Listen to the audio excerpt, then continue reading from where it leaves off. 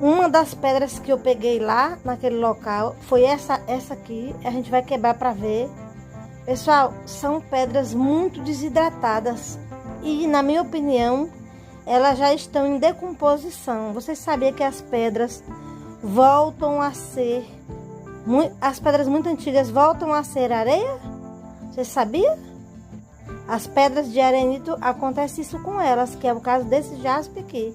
Ele já está em decomposição, mas dá para aproveitar bem ele, colocando ele na água para ele hidratar. Se gostou do vídeo, deixa um like aí para nós, pessoal.